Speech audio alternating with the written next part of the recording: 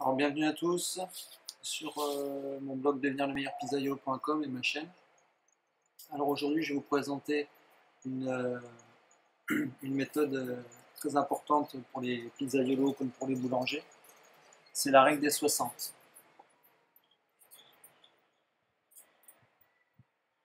Alors c'est une règle qui est essentielle, pourquoi? Parce qu'elle va vous permettre d'avoir une pâte idéale, peu importe le moment de l'année, qu'il fasse chaud, qu'il fasse froid, et peu importe où vous vous trouvez, hein, sous les tropiques, au pôle Nord, peu importe où vous êtes, ça va vous permettre d'avoir une pâte qui sera identique, donc très bonne.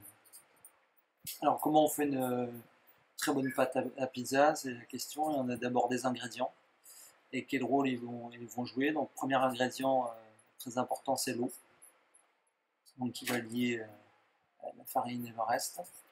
Vous avez donc la farine. Donc la farine, le choix de la farine, c'est très important. Je refais une vidéo par rapport à ça. Parce qu'il faut qu'elle ait des propriétés mécaniques intéressantes pour nous en tant que pizzaïolo, surtout pour façonner à la main. Ensuite, vous avez la levure. Alors la levure, elle va transformer les sucres complexes en sucre simple pendant le pétrissage. Après, vous avez une phase de pointage où elle va, pendant la phase de pointage, c'est-à-dire quand vous allez sortir votre pâte du pétrin, la poser sur le plan de travail, la filmer pour éviter qu'elle sèche, il faut la laisser reposer, ça s'appelle le pointage. Donc pendant la phase de pointage là, les sucres simples vont se transformer en gaz carbonique et en alcool. Donc ça va commencer un petit peu, c'est le gaz carbonique, c'est ce qui va faire gonfler un peu la pâte. Ensuite, en phase de cuisson, là, la levure, elle va manger tous les sucres. Et donc, elle va produire un maximum de gaz carbonique. Et ensuite, après, elle meurt. Le four, il n'y a pas à tortiller, elle n'existe plus. Ensuite, vous avez le sel. Alors, le sel, ça donne c'est un rôle très important parce que ça va donner du goût, mais ça va aussi renforcer en fait la maille de la pâte. Elle sera plus résistante. C'est pour ça que quand on fait des pizzas acrobatiques, on triple la dose de sel pour pouvoir faire toutes ces acrobaties avec la pâte. Autrement, avec une pâte classique, ça marche pas. Elle joue aussi le sel va jouer pardon, le rôle de conservateur et d'antioxydant. Et ça va aussi améliorer l'aspect, la couleur de la pâte. Et ça va donner du croquant à la pâte. Et accessoirement aussi, ça ralentit la fermentation. Donc attention parce que le sel tue les cellules de la levure. Donc quand vous allez faire votre phase de pétrissage, on en reparlera, si vous mettez le sel et la levure ensemble, ben, la levure elle est morte.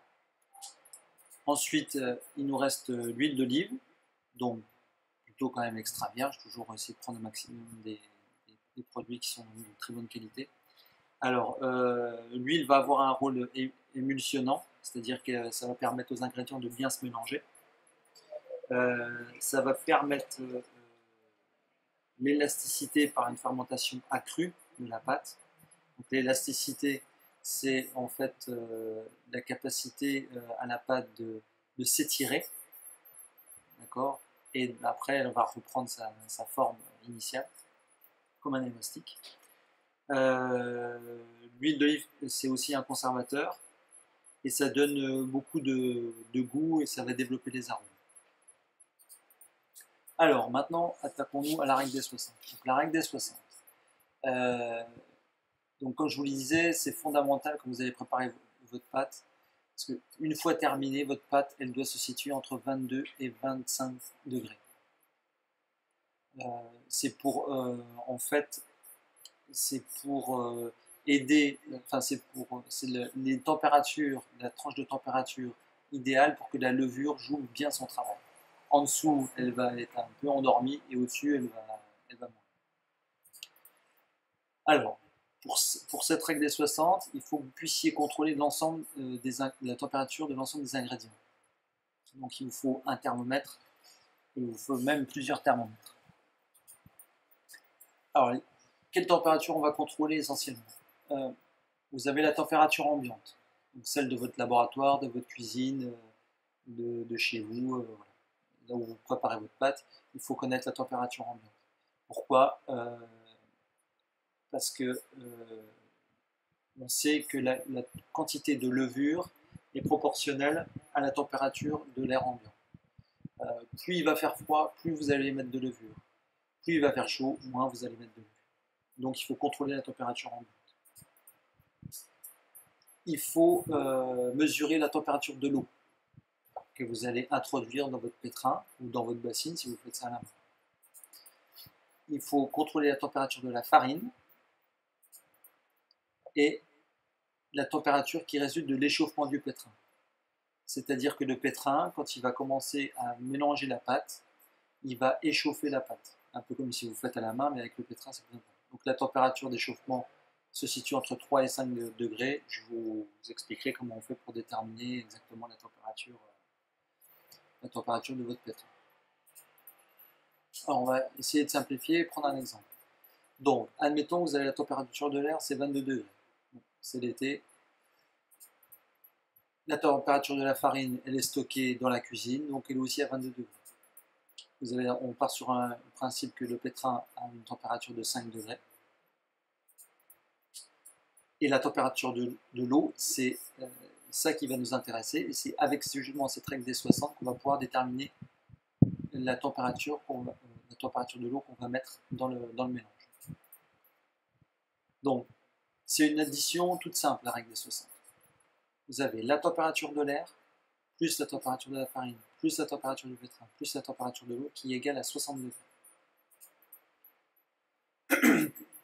Donc, votre température de l'eau, c'est 60 moins l'addition de toutes les autres températures, à savoir la température de l'air, plus la température de la farine, plus la température du pétrin. Alors, si on reprend notre exemple, on avait donc nos 60, moins 22 degrés, c'est la température de l'air, plus 22 degrés, c'est la température de la farine, plus 5 degrés, c'est la température du pétrin. Ça nous donne une eau à 11 degrés. Donc il faudra que vous mettiez dans votre mélange de l'eau à 11 degrés.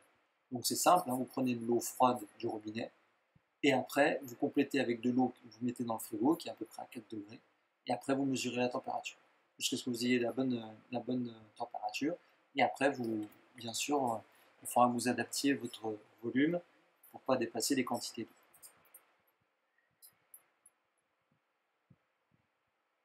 Donc, si vous utilisez une eau à 11 degrés, avec les autres températures de farine et de température de l'air ambiant, vous aurez forcément en fin de pétrissage une pâte qui va sortir à 22-25 degrés.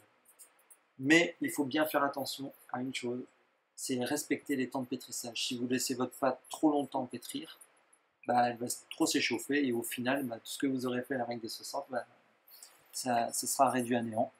Donc il faudra absolument que vous respectiez vos temps de pétrissage. Donc, cette règle-là s'applique aussi bien, je vous l'ai dit, sous les tropiques qu'au pôle Nord. Mais on va prendre un exemple qui va vous paraître un peu bizarre.